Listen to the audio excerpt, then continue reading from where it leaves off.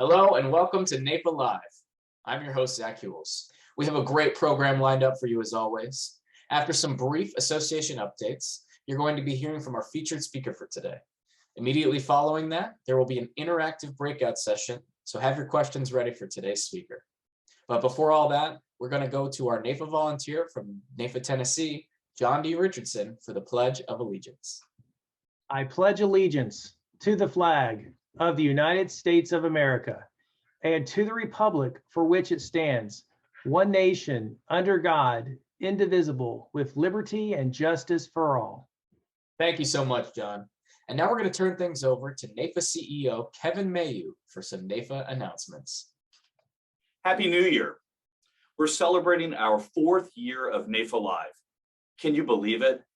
We were ahead of our time envisioning a hybrid program that combines in-person and virtual attendance. While COVID changed some things for a while, it's great to see so many chapters are now back to scheduling face-to-face gatherings, including some today for this event. Thanks to everyone who joined us in December for the inaugural National Leadership Conference and Belong Banquet. It was so great not only to be back in person together, but to train our chapter leaders, plan for success on the advocacy front, and celebrate our successes from this past year. Congratulations to all of our award recipients, especially Bob Roach of NAIFA, Ohio, who received the inaugural Terry Headley Lifetime Defender Award, Roblin Abedy, the John Newton Russell Memorial Award winner, our 4 under 40 award winners, Steve Walker, Rebecca Brown-Schulter, Joanna Deloso, and Cal Anderson. And congratulations to Chad Cooper, our diversity champion, and Brian Haney, our YAT Leader of the Year. At the Belong Banquet, we swore in our state and local presidents, our board of trustees, and welcomed in our new president, Larry Holzberg. If you missed any of the event, especially Larry's "Who Do You Play For" speech, you can read about it in the upcoming print edition of Advisor Today, or watch key sessions on demand at belong.naifa.org/NLC archives. A few association updates and housekeeping notes for the new year. If you have been impacted by wildfires, tornadoes, or other disasters this past year, please know that the NAIFA Family Response Fund is here to help. NAIFA members can apply for assistance, and anyone can make a tax-deductible contribution to the fund via our website. Also, our 2022 Business Implementation Plan is now available at belong.naifa.org/2025. It outlines our plan of work for the year ahead as we grow our membership, amplify our brand, and enhance the membership experience from coast to coast. We are purposely trying to limit the amount of email that we send you, but please check to make sure you're receiving our key communications, especially the monthly GovTalk and weekly member news that provides you with a synopsis of the key things that are happening in NAIFA. If you aren't receiving your emails, or if you have any updates to your member records, please let us know. We want to make sure we're up to date. And now for a few fun announcements. We have a new affinity partner called the Chalice Network. Chalice is a software platform bundling an entirely new set of discount programs to help you streamline your business. You'll receive more information on this new offering later this month. And we are always looking for new ways to add value to your NAIFA membership and to help you streamline your business. February is I Love NAIFA month. During the entire month, we will host a social media-based campaign where NAIFA members can let the industry and your clients know that you are a proud member of the largest, most impactful professional association in the entire financial services industry. You will get a social media kit via email, and we hope that you'll participate and show your NAIFA pride in February. Speaking of February, it's also Life Happens Ensure Your Love campaign month. Life Happens is a key partner of NAIFA and a tremendous resource for the entire industry. NAIFA members get a great discount on Life Happens marketing platform to make it easier for you to get in front of prospects and to communicate with your clients. Discount information is located in the member portal at members.naifa.org under the Partners tab. And finally, what I think is the best news of all, our key signature events are back in person. Our congressional conference will be held May 23rd and 24th, and we plan to go back to Capitol Hill. This past December, we had 40 Hill visits, which is an incredible number, more than just about any other association that I've heard of in DC, given the security and health protocols that are in place at our nation's capital. But this May, we're going to be back in force. And if you're interested in attending our congressional conference, please visit conference.naifa.org. And we've announced our new conference to take the place of Performance Plus Purpose. Our new conference is called Apex, and it is designed to be the sales summit for the American advisor. It'll have a new format and a fantastic location, the Arizona Biltmore in Phoenix, and that will combine for an experience that you won't want to miss. So please hold Apex on your calendar, August 16th through the 18th, 22. And for more information, you can check it out at apex.naifa.org. Now let's move on to our program. We are so pleased to have Hall of Fame speaker and best-selling author Sam Richter join us today. He will present a high-energy, high-content program aimed at helping you identify more prospect opportunities and win more business. NAIFA Nation, please welcome Sam Richter. Hey, I'm super excited to be with everyone today, where we're going to be discussing every yes begins with a no. Now that's no with a K, where I'm going to teach you these web search secrets to find information in ways that 99% of the planet has no clue how to do. But then, more important, how do we use that information to find new prospect opportunities and grow our business? My name is Sam Richter, and I go all over the globe, work with companies in all industries and all sizes, teaching them this concept of sales intelligence. And I am so honored to be with the NAIFA group today, where I've done a lot of work in the financial services industry, and I know the impact of what I'm going to share with you and how it's going to help you find, again, those new opportunities, those new prospects, connect with people in ways you never thought possible, and grow your business, grow your practice. So I want you to think about the last time you met with a prospect. How well did you really know their business? Was their business growing? Was it decreasing in size? Were they adding staff? Were they laying off staff? Were they a merger and acquisition target? Were they looking to acquire somebody? Was it a family-run business? Was there going to be a succession plan in place? How well did you really know the people you were meeting with? Their work background, their educational history, their family life. Do they have kids? Do they have pets? What's their religious affiliation? What's their political affiliation? I would argue if you don't know the answers to those questions before you walk in the room, you're winging it a little bit. So show of virtual hands here. How many of you have ever winged it before, where you've walked into a meeting and you're just not as prepared as you'd like to be? So today we want to answer the question, could our businesses be better if we had access to better information? Now, I want you to think about everything you do in a digital format, every website you look at, every social media post you make, every text message you send, every voicemail you leave, phone call you make. Heck, every time you're walking around your community, you're being filmed, and this information is all digitized and stored in the cloud. You've all heard of this concept called big data, and we often think of big data as all this information that big companies are gathering and using to market to us, or big governments using to spy on us. And, well, I guess that's all true, but the reality is all of you have access to big data. There's trillions of pieces of data floating around your head this very second. The key here is, how do we take data and translate that into information, transform information into knowledge, and then act on that knowledge to grow our business, grow our practice, and that's what we're going to learn today. Over the next 50 minutes, I'm going to teach you how to, again, find information in ways that 99% of the planet has no clue how to do, using the tools you use every day, like Google, social media. But it's the why we're here that's most important. Why are we here? You see, your prospects, your clients, are amazingly passionate about one thing. What is it? Well, it's themselves. People are amazingly passionate about themselves. And yet, what do we do all too often when we go to a prospect meeting, meet with a client in person, over the internet, on virtual meeting? Who do we end up talking about? We end up talking about ourselves. We end up talking about our asset allocation models and how long we've been in business. We're a family-run practice. You know what? Your prospects, they don't care, but they're massively passionate about themselves. So how do we make sure the first words out of our mouth in every meeting, prospect meeting, client meeting, is about the other person? That's the why we're here. Yeah, the how, I'm going to teach you how to use Google, but it's the why we're here that's most important. All right, that's the theory of today's program. That's it. The rest is going to be a how-to.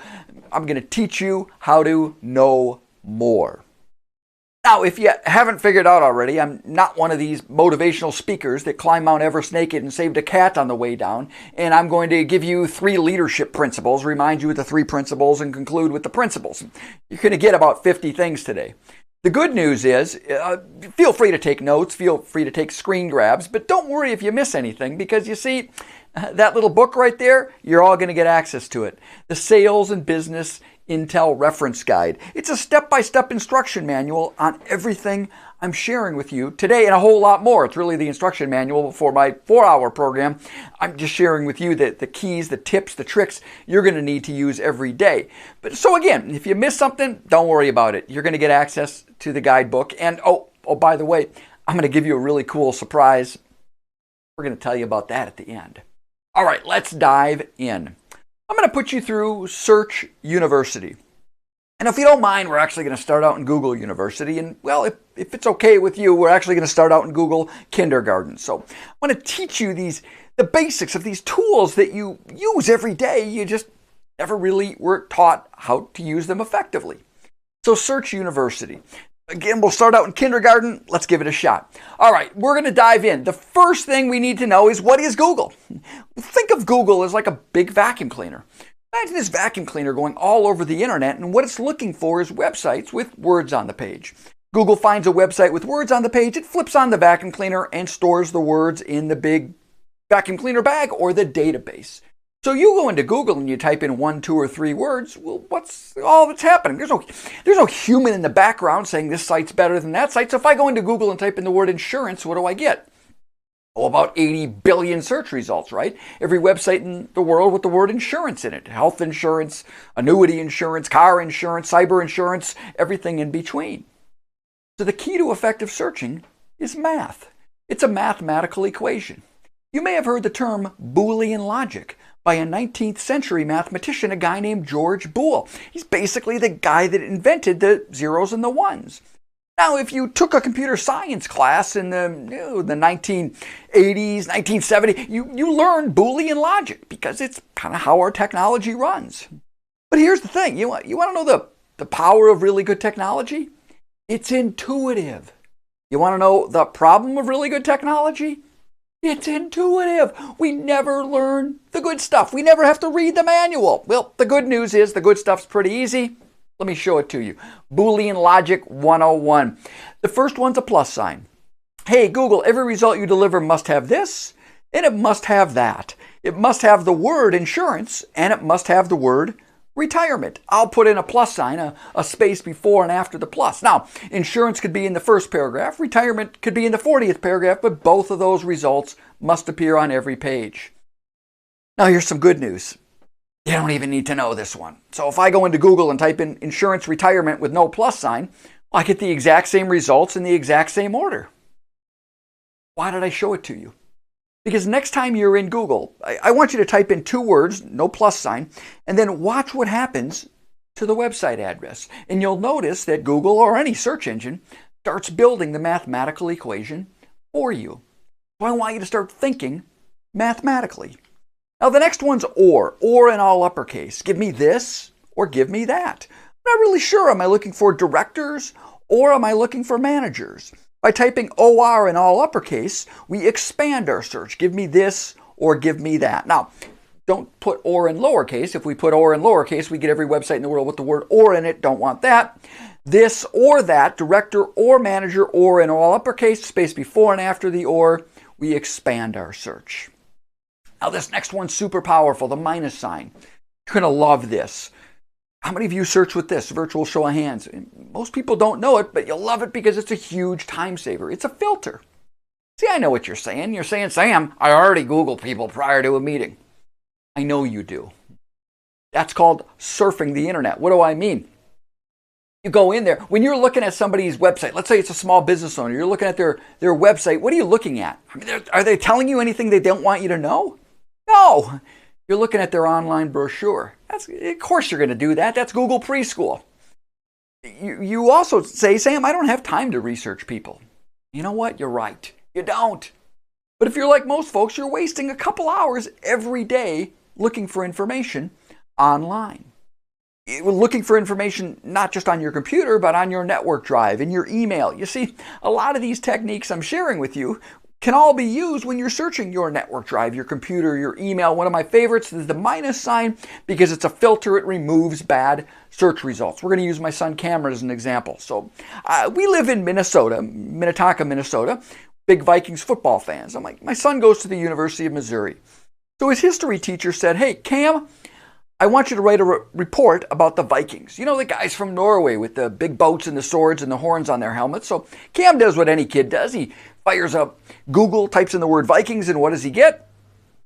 Oh, he gets about 70 million search results on the never in my lifetime Super Bowl champion Minnesota Vikings football team. Just the way it is. I've gotten used to it. Now, he doesn't want that. He wants the guys from Norway. So what could he do? Well, I guess he could type in Vikings plus Norway plus swords plus boats. Or he could say, hey, what word don't I care about? Don't care about the word football. And here's the magic trick. If you attach a minus sign to the word you'd like to remove, so no space after the minus sign. In this example, as you can see, we're attaching the minus sign to the F. Attach the minus sign in any search engine, Google, your network drive, your computer, your email, will remove all of the results with that word in it. I could do this like 30 times if I don't want the word video. I'll go right back up, minus out the word video, and in seconds, we get the information that we care about. Now, this next one you'll also love. It's quotation marks. Anytime you're searching for a proper noun, name of a person, name of a company, job title, phrase like life insurance annuity, put it in quotes, you'll get way better results. When you put something within quotes, you're telling any search engine the words within quotes must appear in that exact order every single time. Let me give you an example. I'm looking for this woman. Her name's Karen Jane Anderson. Now, like most of you, fire up Google, we type in Karen Jane Anderson, and we get some great results. 69 million results. A lot of them are Karen Jane Andersons. But we're also getting a lot of irrelevant search results. We're getting Karen Johnson, Jane Smith, Phil Anderson. Why? What did we just learn? If we go into Google and type in 3 words, what does Google think we mean? Google thinks we mean plus. Those 3 words must appear somewhere on the page, just not necessarily in any order. So a simple little trick like putting your search terms, proper nouns, name of a company, name of a person, job title, a phrase, within quotes, we're going to treat those words within quotes as a single entity, and we go down to 77 results, the exact ones that we care about. So super simple techniques that will start saving you a ton of time and getting you the right information the first time, hopefully every time. And that was Google Kindergarten. Was that helpful to you? Awesome. Now, how do we use these techniques to start growing our business? Let's start moving into high school a little bit. We're going to build what's called, the technical term is a complex Boolean query or a combo search. We're going to start taking these mathematical equations and add them together. So I'm looking for this woman. Her name's Karen Anderson. She's a teacher, an elementary school teacher, somewhere in Toronto, although it might be Edmonton. I run a nice, good search and I get some great results. And here's where the art comes in. So the science is the plus sign, the minus, the quotes. The art is knowing when to look. What's showing up that we don't necessarily care about? Remember, I'm looking for elementary school teachers. We're getting university professors. I don't want university professors. What should I do? Well, based on what you just learned, we're going to go right back up and we're going to minus out the word university. So Google says, why didn't you tell me you weren't looking for university professors? Here you go. So simple techniques that will start getting you hopefully better information the first time, every time. All right, how many of you have ever gone online to get a date? Hey, listen, I've got the membership list for today's program. No, I didn't spy on you. Don't worry about it. I don't mean that kind of a date. I mean this kind of a date. So I'm going to share this idea with you using a concept called sales triggers. What's a sales trigger? Well, let me share with you a story I think you can probably relate to. So if I were to call you right now and say something like this, "Hi, my name is Sam from Sam's Roofing Company. I'd love to come out and give you a free estimate." Well, what are you going to do? Hang up, delete, go away. But what if a freak hailstorm starts hitting your house and golf ball, softball size hail starts pounding off the roof? You look up and there's water starting to drip from the ceiling down the wall. 5 minutes later, I call. "Hi, this is Sam from Sam's Roofing Company. I'd love to come out and give you a free estimate." Well, what am I now? I'm your new best friend, and that's a sales trigger. What's a disruption going on in your prospect's world where they might actually want to talk to an advisor today? So when we think of a sales trigger in the financial services world, we call that money in motion. What's a disruption going on in a prospect's life where they have money in motion? Something's going on where they might actually want to speak to an advisor today. Now, here's why this is really important. What percentage of your best prospects already have an advisor? Let's say high net worth people. What percentage of high net worth folks already have an advisor? Well, it's going to be pretty darn close to 100%. That means you have a really tough job. When you go in, you have for lack of a better term, a 2 sales close. What do I mean? You've got to convince that prospect that that relationship they already have with the advisor is a bad idea. They've spent 30 years with this person. It's a bad idea. Now, if you can convince them that that's a bad idea, well, now guess what? You've got to convince them that you, out of the other 50,000 advisors on the planet, because we can all do business globally now, you are the one they should do business with. That's really, really hard. But in a sales trigger, if you're using a sales trigger, a money in motion activity, we can get that down to a 1 sale close because there's something going on where they might want to talk to you today. What are some sales triggers that might be out there where somebody might want to talk to an advisor? How about new executive hires? When a new executive is hired, well, they're probably going to have stock options. They're probably going to have a 401k that needs to be transferred. If you call them, congratulate them on their new job, and let them know that you have expertise working with executives in transition, well, they might actually be interested in going out for coffee with you. Good news is we can find these sales triggers, these money in motion activities, if we know how. Now, the key here is to think like the author. What do I mean? Hey, anytime a new executive is hired, what does the company usually put out? A press release, a blog post. They put something on their social media accounts. Think like the author. If you were the author of the PR release, the press release at the company, what words would you put in that press release? Probably words like welcomes, new chief executive, or new president, Ohio. We run the search and we get some pretty amazing results. But look at the dates. 2015, 2017. Yeah, we've got nearly 2 million results, but what are you going to do? Hey, congratulations on getting the job 5 years ago. Watch what you could do. On every single Google search result, you're going to see this tab. Click on it. When you click on the Tools tab, a drop-down menu appears that allows you to sort your search results by date. Yeah, only show me information from the past year, the past month, the past day, the past hour. How about the past week? And in seconds, we've gone from a couple million irrelevant results to the 5, 6, 8 that we care about. Now you can reach out, you can talk with these folks, and you have something interesting to say. What are some other sales triggers that might be out there in our world?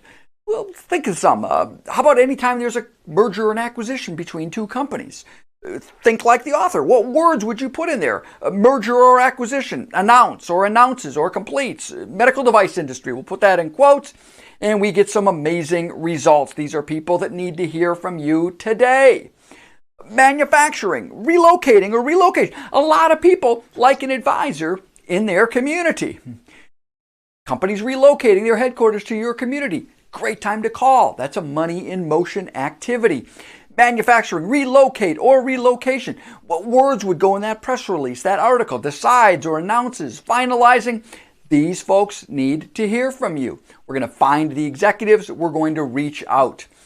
How about funding, venture capital? Because I can tell you this, when a company receives venture capital, well, the finances of the executives have now completely changed. Maybe before they're living out of their garage, now they've got millions of dollars.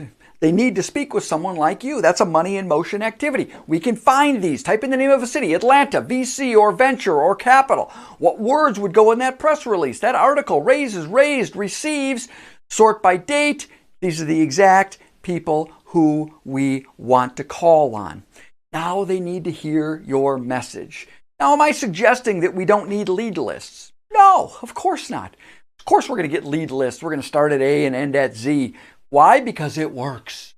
But what I am suggesting is maybe you spend a couple hours on a Friday afternoon or maybe on a Sunday afternoon while you're preparing for your next week, finding some of these sales triggers, these money in motion activities. So not only are you going to make your regular prospecting calls, but you're also going to call on some people who absolutely need to hear from an advisor today. You can delegate this to an assistant, have them do the research. You show up on Monday, hey, here's a list of people you need to be calling today. Laser focus your prospecting. All right, now it's time for a Google colonoscopy. Not a very nice slide title, I guess. Well, it's better than what it used to be. It used to say having fun with colons, which is a little bit weird. You know those two dots on your keyboard? If you know where they are, you can do some cool searching. Let me give you a couple of examples. The first one is site colon. You know, you can tell Google, hey, don't vacuum up the entire house. Just vacuum up the kitchen. Don't vacuum up the entire internet. I want you to limit your search to a specific website. You do that with a site colon search. Now, why do we want to limit our search to words within a specific website? Well, we've already talked about it. When you go to somebody's main website, what are we looking at? Their marketing brochure. They're not telling anything that they don't want us to know. But most websites have what are called subdomains, meaning that they're pages that might not actually be linked to off of their main website. So for example, the main website might be www.acme.com, but there might be employee.acme.com, benefits.acme.com. They're out there, but they're not linked to off of their main website. So you can't find them, but Google can. We do that with a site colon search. Let me give you an example. So let's say that at my practice, I like to target professors at the local university. Maybe my spouse is a professor or my parents were professors. I like working with professors. I need to find contact information for the professors at North Carolina State University. Now, I could go into Google and just type in professor, email, phone, North Carolina State University, and I'll get a bunch of great results. Some of them might actually have the contact information. But instead, we're going to laser focus. We're going to use this search. Google, go find me the word professor. Now, every result must have the word email, must have the word phone, or email or phone, one or both of those. But don't search the entire internet. I want you to limit your search to just the North Carolina State University website. And in seconds, we get exactly what we're looking for. Notice the subdomains. And I can click on any one of these, and I can pull up the results that I care about. Full contact information, email addresses, and phone number. Documents. How many of you have ever downloaded a document from the internet? We've all done it, right? Somebody emails you and says, hey, click here to download this PowerPoint presentation. Or, hey, here's a PDF file you can access from the cloud. And you think because they emailed it to you or because it's in the cloud that it's secure. And you know what? It probably is. But there are billions, there are trillions of documents floating around your head this very second. How do we find them? Well, you can use a file type colon search, and we can find those documents that may not be secure. File type colon YYY, where I have YYY, we replace that with the kind of document we're interested in. So if I'm looking for Excel spreadsheets, it would be file type colon XLS or XLSX. What kind of Excel spreadsheets might be out there that we care about? Budgets, member lists, attendee lists, PowerPoint documents, Word documents, PDF files, could be nonprofit lists, donor reports, all sorts of things. Let me give you a couple of examples. So when I meet with people, I like to know what their core values are. What's important to somebody? What makes them tick? Now, most people don't have a website that says, click here to learn my core values. But I bet all of you have donated time and money to a nonprofit organization. And if I can figure out where you donate your time and your money, I can usually figure out what's important to you and your family. Now here's the good news. Most educational, religious institutions, nonprofit institutions will post their donor lists online, oftentimes as PDF files. How we're going to find them? We're going to think like the author. If I was the author of a donor list, now I'm going to go meet Deb Mallon, a CEO in Minneapolis. I want to find out what her core values are. I'm going to put Deb Mallon in quotes. Think like the author, Minneapolis. What words should be in there? Donate or donation, file type PDF. A bunch of results appear, and without ever clicking on a link, and by the way, other than the professors, I haven't clicked on any links yet, have I? Talk about a time saver. When you craft a really good Boolean search, oftentimes the results of what you're looking for will show up right in that sentence. I very rarely have to click on a website. So without ever clicking on a website, I can see that Deb donates to Bethel Synagogue and the Jewish Community Foundation. Why do I care? You see, in business, the little things mean everything. You've all probably attended a webinar, a session, read a book, watched a YouTube video on why it's important to be on LinkedIn and to be on Twitter and to do marketing. And now all those things are important, but hey, how many prospects woke up this morning and said, just got some VC funding, got about $3 million I need to invest. I think I'll go on Twitter and find somebody. Does that happen? I'm sure there's an example of it, but probably not. Now, am I suggesting that you shouldn't be on Twitter or on Facebook, on Instagram, on marketing yourself? No, of course not. You got to market yourself. But you see, your marketing efforts don't close the deal. What they do is they get you in the maybe pile. What's the maybe pile? The maybe pile is you're one of 3 advisors. Deb's a very successful businesswoman looking for a new advisor. Am I the only one she's looking at? No, of course not. So there are 2 other advisors in her maybe pile. Now, in Deb's mind, all of us are the same. You know why you're different, but all of us are the same. In her mind, we all sell the same products at pretty much the same price. How do people choose to whom they want to do business with? Well, people do business with people who they like, who they trust. It's the accumulation of little things. How do you like somebody? It's those little things over time that become that last big thing. So for example, if I'm meeting with Deb on December 21st, what do I not say? Merry Christmas! Now am I going to lose the business if I say Merry Christmas? Of course not. But it's the accumulation of little things over time that becomes that last big thing. That's why having information is important. We don't need information to show how smart we are. We don't need information to really impress somebody. What we're doing is we're showing that we care, and we're gaining permission to ask good questions that we already, frankly, know the answer to. It allows us to connect, ask those good questions, differentiate from the competition. That's how we start winning more business. What are some other ways we can use these file type techniques? How about finding decision makers? Where decision makers hang out? Think about this for a second. Pick something out in your office right now. Something physical. Maybe it's a chair, maybe it's a desk. How about this lamp? Did you know that there's an industry association for everything? Business leaders gather at industry associations. They gather at Rotaries, Chamber of Commerce's. Now, places where people gather, they probably are called members, and therefore if they're called members, they probably have member directories. Now, can you find all member directories online? No, but you sure can find a lot of them. Watch what we can do. I'm looking for business leaders in Texas. Texas, Chamber of, put it in quotes, membership directory or member directory. Try a few different things.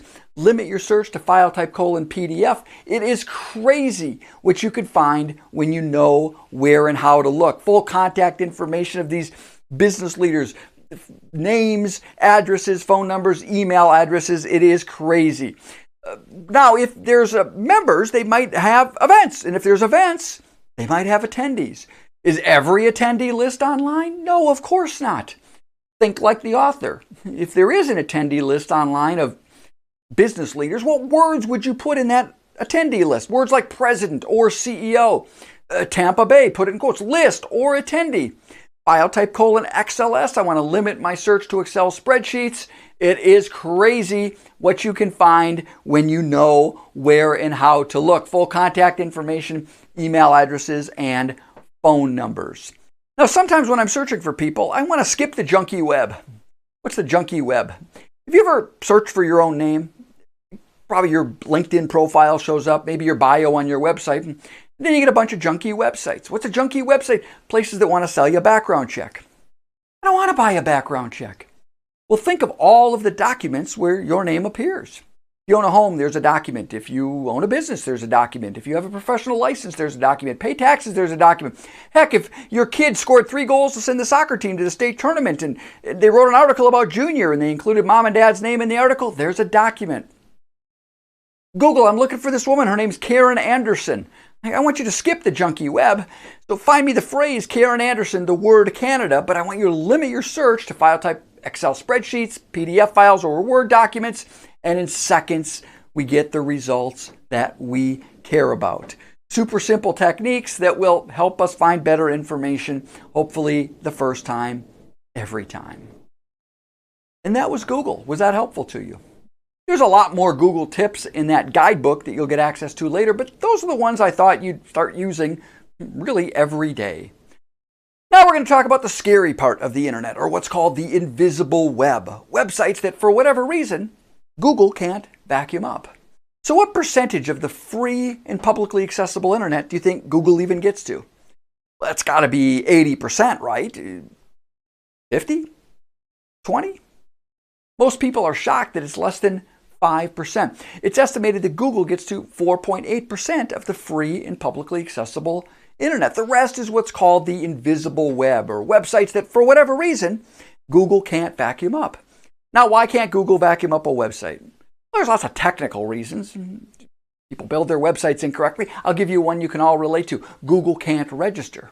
An example, what do I mean? You've all gone to a website, there are 100,000 articles here, they're all free, but Google can't get to them because Google can't register. You've got to put in a username and password. And whoever owns the website doesn't want Google to find it because you could find it via Google search. There'd be no reason to go to their website. Make sense?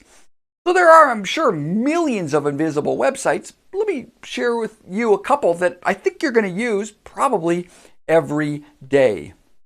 ZoomInfo.com. I love ZoomInfo. It's been around for a long time. Great information on companies and people. It used to be free, but now it's really expensive.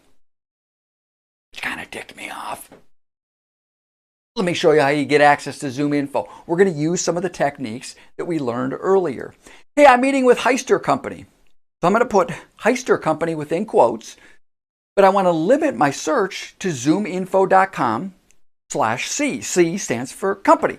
So search for the phrase Richter Company, but only search the website zoominfo.com/C, and in seconds I get the Holy Grail. The Holy Grail is one search result. We click on that and we get some great information about the company.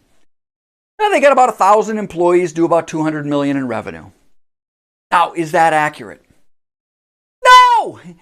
And that's okay. We're in sales. We don't have to be accurate. This is not the asset allocation, the financial planning part of our business. There, we better be really accurate. As I mentioned earlier, we're in sales. We're in relationship building. We don't have to be accurate because, frankly, what we find online might not be accurate. We're not looking to state facts. We're looking to ask a better question. Permission to ask good questions. What do I mean? Hey, old way of doing things. Hi, how big are you guys? I'm sure many of you have had a salesperson ask you that question. Tell me a little bit about yourself. It's so annoying. Think of how your meetings will go if you walk in and say, hey, I've done a little bit of research and you're a privately held company. I'm sure what I found isn't exactly accurate, but got about 1,000 employees doing about $200 million in revenues. How is that accurate? I don't know where you got your information from. We're up to 1,063 employees. We did $226 million in revenue. Ask a good question. You get a great answer. That's where we're using this information. Email addresses. We'd all like to find email addresses, right? Well, what I'm sharing with you today is really pretty logical if you think about this. Think about your email address. For most companies, not all, but most companies, their email address is the same back end as their website address. So if I work for Widget Corporation, website might be www.widget.com, an email address might be srichter@widget.com. So if I can figure out your website address, obviously pretty easy to do, I can usually figure out anybody else's email at the company. How do we do it? Well, got to go get their website address. So we're going to go in, Heister Company, put it in quotes. Their website's heister.com. Then we're going to go to the invisible website, hunter.io/search. We're going to create our free account. You got to register, log in, create a free account. Now we're going to paste the website address, heister.com, no www, no HTTPS. And Hunter is going to go out and find web pages where email addresses exist. So if I'm looking for Susie Smith, take a wild guess at what Susie Smith's email is. It's probably going to be susie.smith@heister.com. Once I can figure out the naming convention, how a company names their emails, I can usually figure out anybody else's email at the company. News. I'm a huge fan of news articles. Why? Well, because the first words out of your mouth in every meeting, every virtual call, heck, prior to sending an email, before a LinkedIn connection, should be about whom? Should be about them. Why? Because they don't care about you. So I have an opportunity to go meet with a guy named John Henricks. John is the CEO of a company called DGI Supply.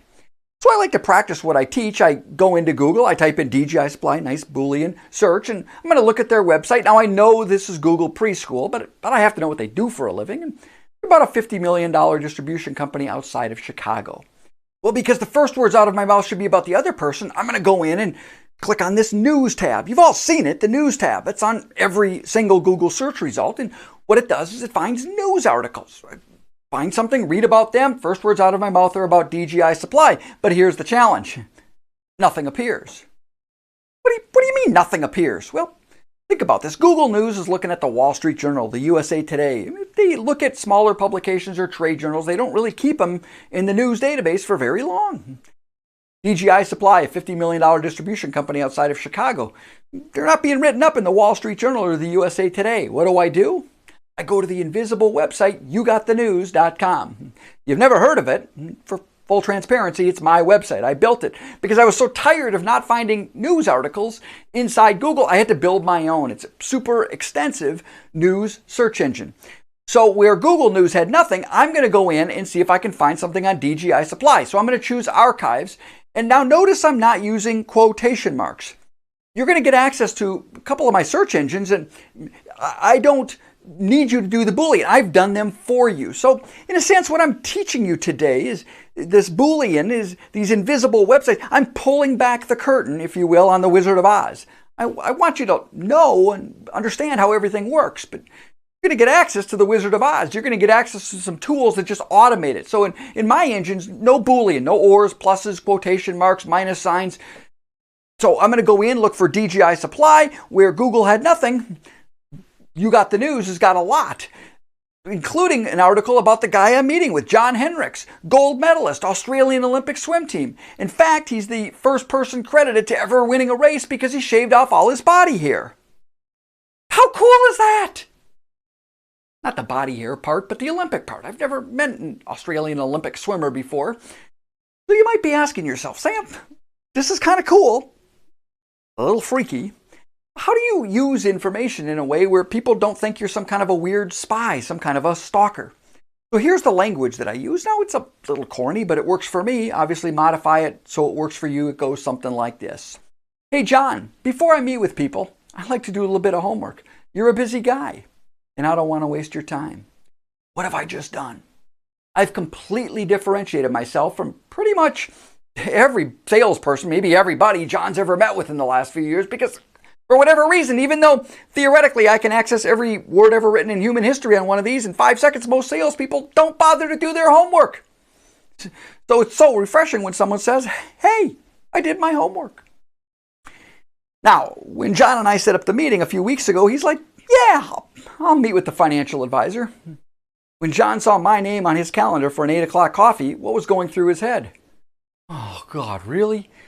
I got to get to a board meeting this afternoon. I got to get my dog to the vet. Now I got to meet with this guy. It's 8 o'clock. I can't cancel. So if I go in and start talking about my asset allocation models, what's the small talk going on in John's head? When's this guy going to go away? So here's the next magic phrase. Hey, John, before I meet with people, I like to do a little bit of homework. You're a busy guy. I don't want to waste your time. And guess what I found? What do you think happens 100% of the time when I say, and guess what I found? Blah, blah, blah, blah, blah. What'd you find? I have the person's full attention, don't I? What'd you find? I tell them what I found. Olympic gold medalist, Australia, first person ever credited to winning a race because you shaved off all your body hair. And then here's the next magic phrase. Can you tell me a little bit about that? And then what do? Well, I be quiet and I listen. Because for the next 20 minutes, who's John going to talk about? Himself.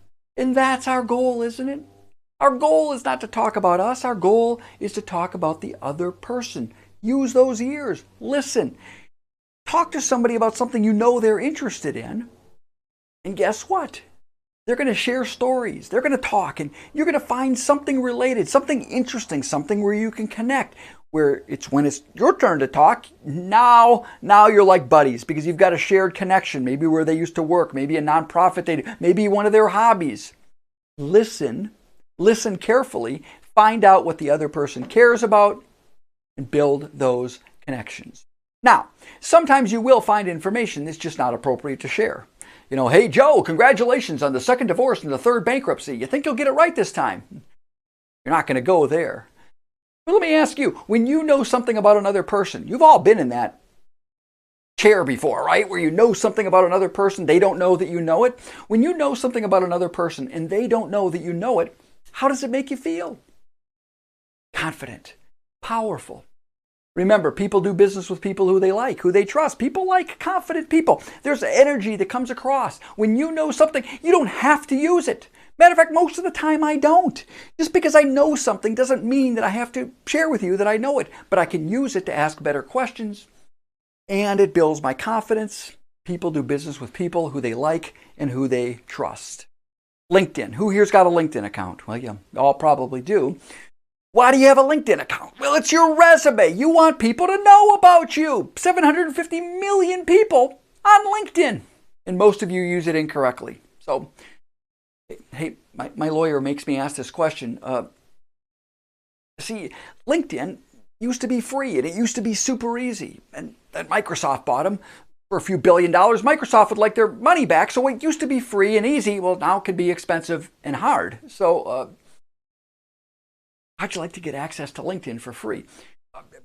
I'm not going to teach you how to hack into LinkedIn or anything like that. I'm just going to show you kind of how to backdoor and get some pretty awesome information. All right, let me show you.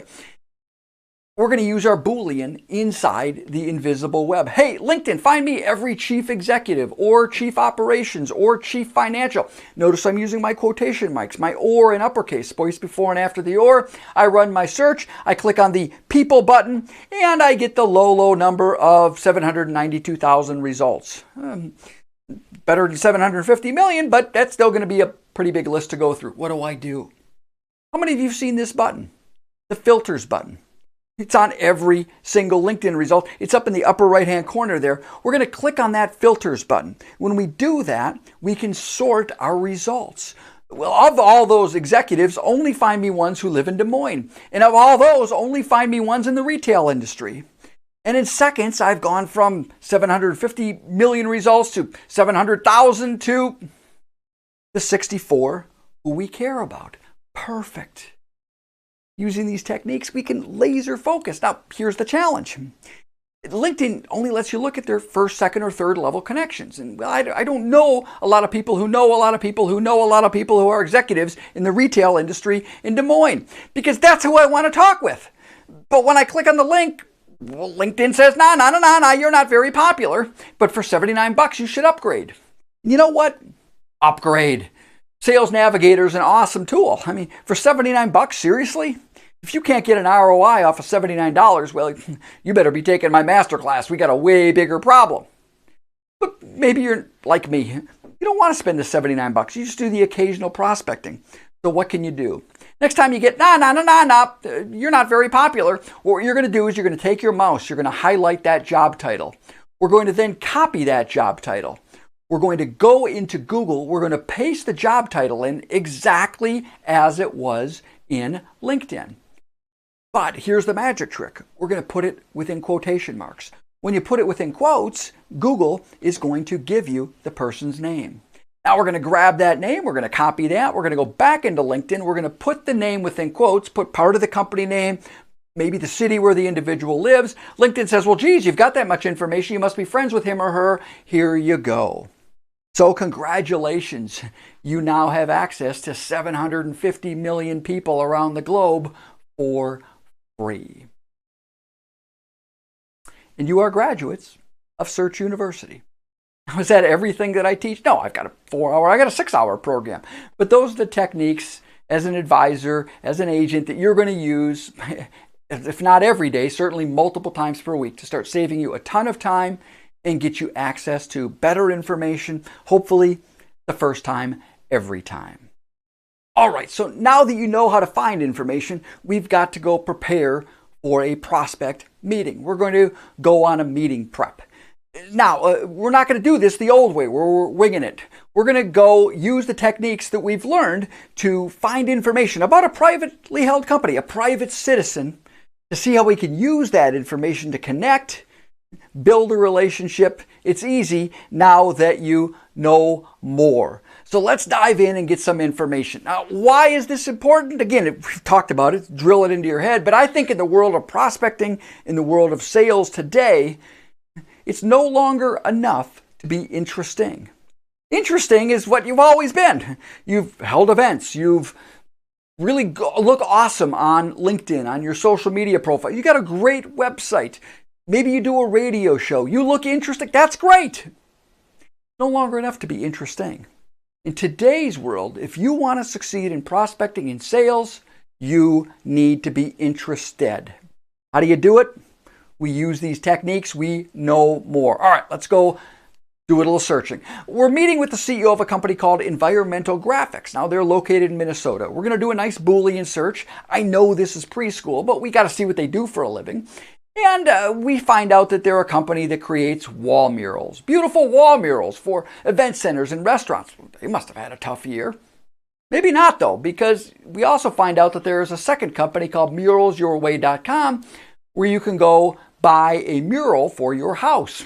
A lot of construction going on in the past year. Maybe they've had their best year ever. But guess what? This is where most of you stop, right? Did my homework. Nah, you looked at their website. That's preschool.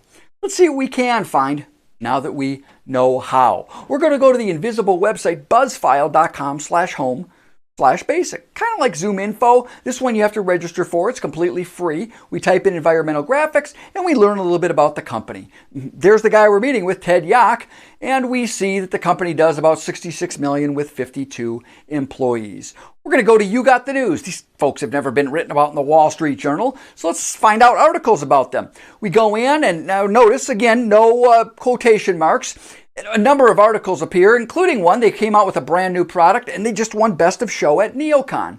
What's NeoCon? I have no idea. I Google it. It's the Oscars of their industry. Hey, Ted, before I meet with people, I like to do a little bit of homework. You're a busy guy. I don't want to waste your time. Guess what I found? Best of Show at NeoCon. Didn't know what it was. Googled it. Wow. Can you tell me a little bit about that? We're going to go into Zoom Info, but this time we already have company information. We're going to search for people. Ted Yock plus environmental. Put Yock, Ted Yock within quotes, environmental, zoominfo.com/P, P for people. The holy grail of search appears. One result. We click on it. What do we learn?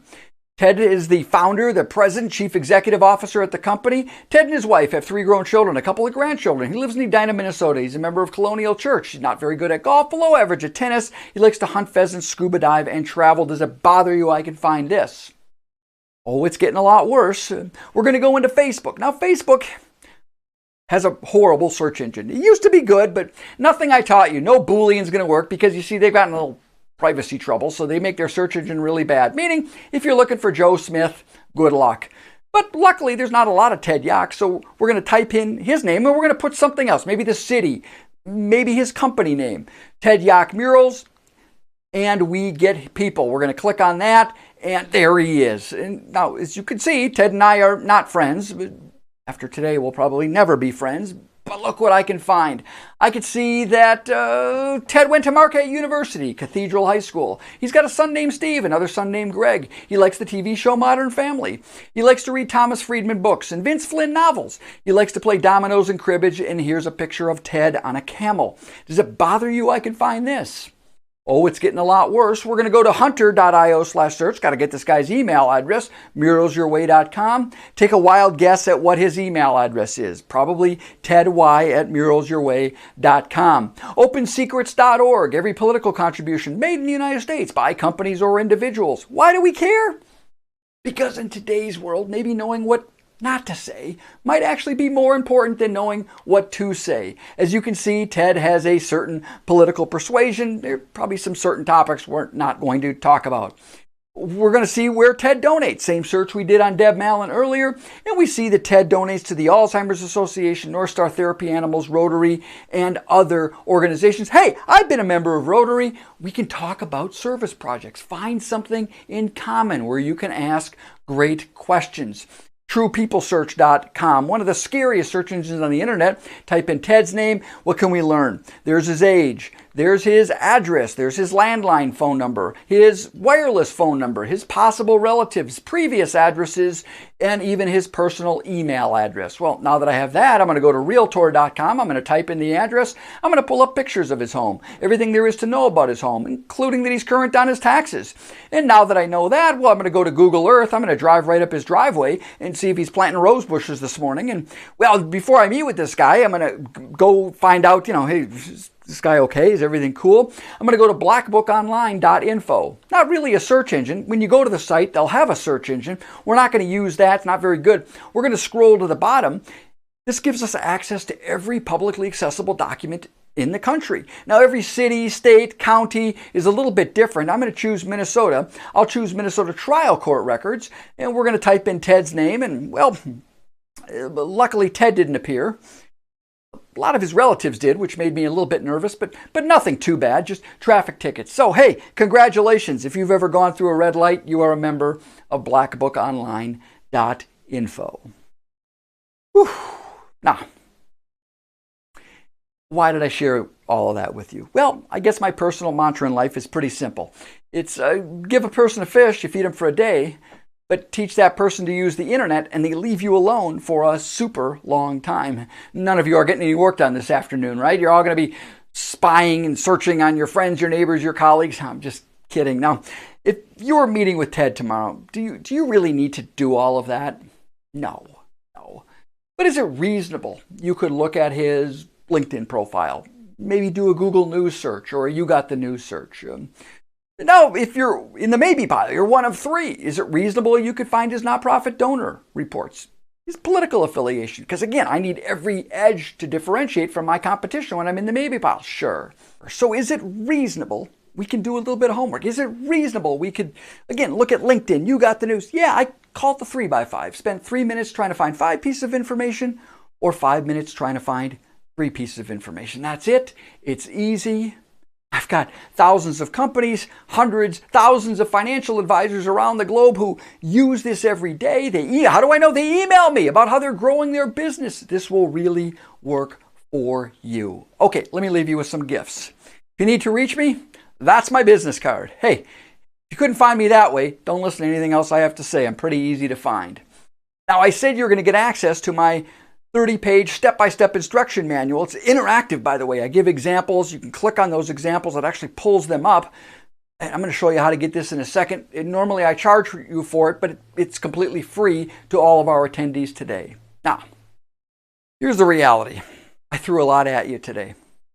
You attend a lot of these conferences. You learn a lot of information. Maybe it's a couple days before you try to implement it. You're going to sit down and you're going to say, hey, what am I supposed to do? Put minus and all upper? You're not going to remember.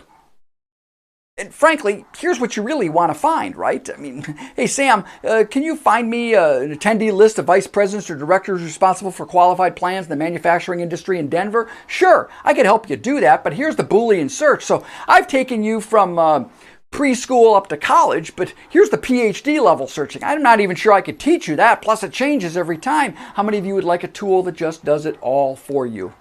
Well, I've got some great news. It's the Financial Advisor Prospecting Engine, and you get it for free. I'm going to pull up a little QR code in a little bit. You can just aim your camera right here. You can go to sambonus.com/NAIFA, aim your camera right there. It'll pull up a page. You can click on the button. You can register for your free access to the prospecting engine. What's in the prospecting engine? Hey, let me go into my studio. We're going to give you a really quick tour of it just so you can kind of see the power within the engine.